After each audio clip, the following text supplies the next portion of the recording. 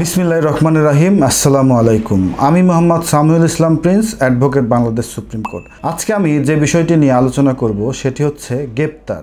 আমরা TV news বা paper পত্রিকায় গ্রেপ্তারের খবর শুনি, কিন্তু আমরা জানি না যে একজন আসামিকে কিভাবে গ্রেপ্তার করা হয়, অথবা গ্রেপ্তারের সময় একজন পুলিশ কর্মকর্তার কি ধরনের দায়-দায়িত্ব রয়েছে, অথবা ওয়ারেন্ট ছাড়া কিভাবে একজন আসামিকে গ্রেপ্তার করা যায়। আসামির গ্রেপ্তারের বিষয়ে আজকে বিস্তারিত আলোচনা করব। ভিডিওটি শেষ পর্যন্ত দেখবেন। ভালো লাগলে লাইক, কমেন্ট, শেয়ার করবেন। তো চলুন আজকের ভিডিওটি শুরু করি।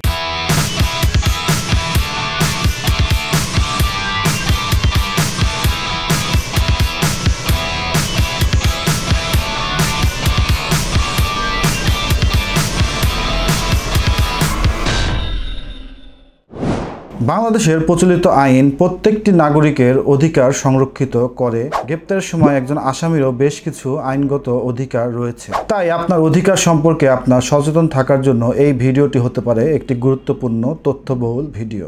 তো চলুন আমরা প্রথমে আলোচনা করি যে একজন আসামিকে কিভাবে গ্রেপ্তার করা হয়। ফৌজদারি কার্যবিধি আইনের 46 ধারায় কিভাবে একজন আসামিকে গ্রেপ্তার করা হবে তার বিষয়ে বর্ণনা রয়েছে।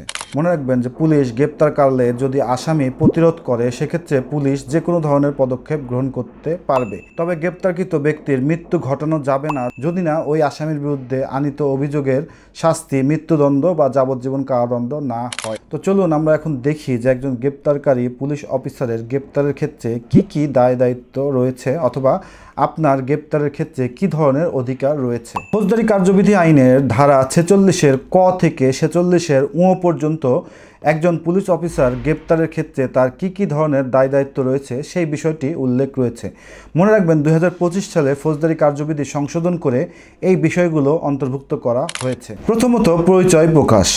গ্রেপ্তারের ক্ষেত্রে পুলিশ অফিসারকে তার নাম এবং পরিচয় সম্বলিত আইডি কার্ড বহন করতে হবে। পুলিশ অফিসারের নাম পরিচয় স্পষ্টভাবে দৃশ্যমান থাকতে হবে। গ্রেপ্তারকৃত আসামি পুলিশের পরিচয়পত্র দেখতে চাইলে গ্রেপ্তারকৃত পুলিশ অফিসারকে তার পরিচয়পত্র দেখাতে হবে। তো প্রথমত, একজন পুলিশ অফিসারের দায়িত্ব হচ্ছে তার পরিচয় প্রদান করা। দ্বিতীয়ত, গ্রেপ্তারের ক্ষেত্রে একজন পুলিশ অফিসারের দায়িত্ব হচ্ছে মেমোরেন্ডাম প্রস্তুত করা। গ্রেপ্তারকৃত ব্যক্তির গ্রেপ্তার সংক্রান্ত একটি মেমো তৈরি করতে হবে। প্রয়োজনে গ্রেপ্তারের মেমোতে একজন সাক্ষীর স্বাক্ষর গ্রহণ করতে হবে। যদি পরিবারের সদস্য হয়, সেক্ষেত্রে পরিবারের সদস্যদের, অথবা বাড়ির বাইরে থেকে গ্রেপ্তার করলে যে কোনো একজন সাক্ষীর স্বাক্ষর মেমোরেন্ডাম অফ অ্যারেস্টে নিতে হবে। গ্রেপ্তারকৃত ব্যক্তি চাইলে মেমোরেন্ডাম অফ অ্যারেস্টে সিগনেচার প্রদান করতে পারে বা টিপসই প্রদান করতে পারে। তৃতীয়ত, একজন পুলিশ অফিসারের দায়িত্ব হচ্ছে গ্রেপ্তারকৃত ব্যক্তির পরিবারকে জানানো। গ্রেপ্তারের 12 ঘন্টার মধ্যে গ্রেপ্তারকৃত ব্যক্তির পরিবারকে জানানো লাগবে, বা গ্রেপ্তারকৃত ব্যক্তির মনোনীত বন্ধুকে জানাতে হবে যে ওই আসামিকে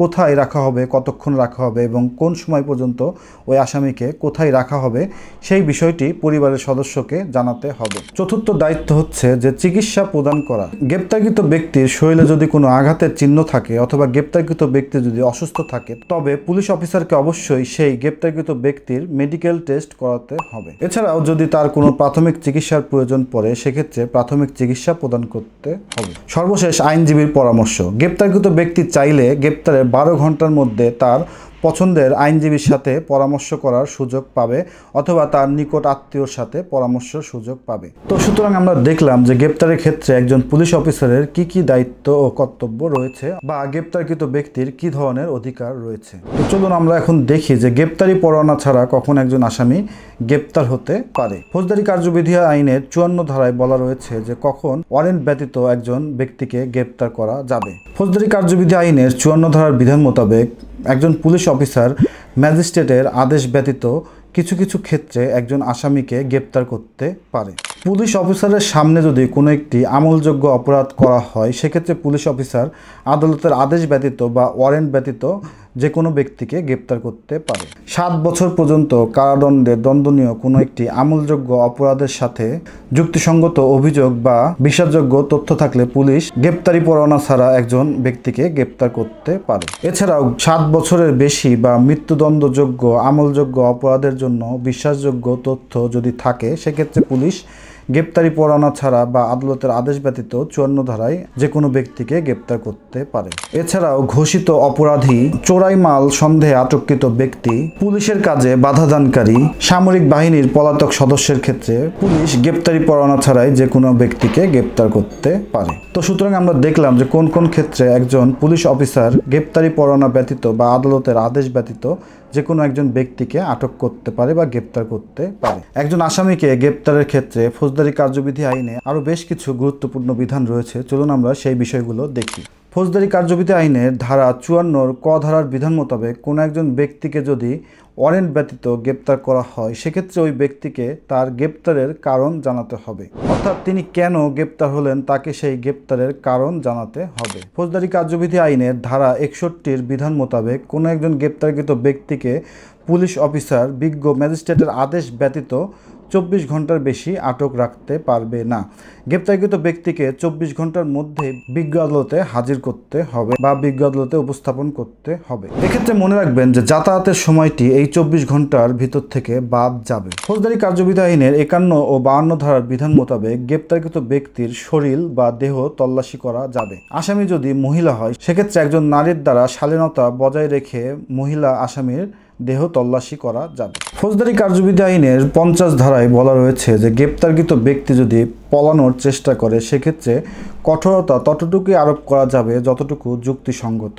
গ্রেপ্তারের সময় যদি একজন পুলিশ অফিসার তার উপর ন্যস্ত বা অর্পিত দায় দায়িত্ব পালন না করে, সেক্ষেত্রে বিজ্ঞ ম্যাজিস্ট্রেট ওই পুলিশ অফিসারের বিরুদ্ধে প্রয়োজনীয় ব্যবস্থা গ্রহণ করতে পারবে। তো সুতরাং আমরা আজকে আলোচনা করলাম যে একজন আসামি গ্রেপ্তারের ক্ষেত্রে একজন পুলিশ অফিসারের কি ধরনের দায় দায়িত্ব রয়েছে বা কখন একজন আসামিকে বিজ্ঞ আদালতের ওয়ারেন্ট বা আদেশ ব্যতীত গ্রেপ্তার করা যায়। তো ভিডিওটি শেষ পর্যন্ত দেখার জন্য ধন্যবাদ। আসসালামু আলাইকুম।